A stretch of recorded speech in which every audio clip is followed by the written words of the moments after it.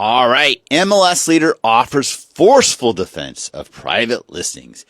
He talks about things like safety issues, right? In the case of a divorce or things of that nature, someone who has disabilities, and them not wanting their public information on the market.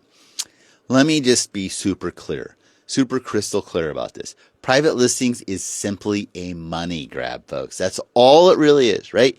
If a brokerage wants to list something privately, not make it open to the public, 99.9% of the time, it's because they want to get buyer leads. That's all it really boils down to. Or they want to double end it so they get twice as much commission for the company, or they want to use it as a way to recruit agents to their brokerage. That's what it's about. It's not about what's best for the seller, right?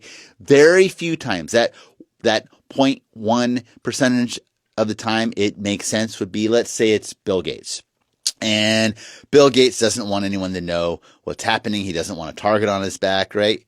And so he wants it done off market privately. Okay, fine. Bill Gates can lose 5% and it's not going to harm him, right? He understands he's going to sell it for a little bit less because of the scenario.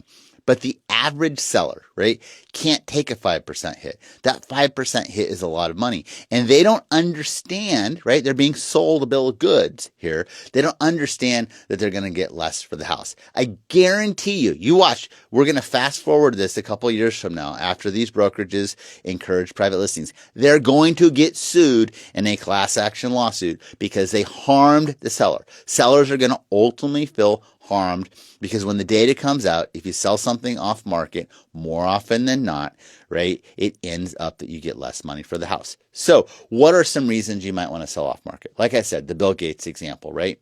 Or maybe it's a private situation like a divorce where you don't want the public to know about it. Okay, fine. There are exceptions to the rules, right? Or maybe your house is trashed and you don't want to do any work to it. You don't want to let anyone in the house.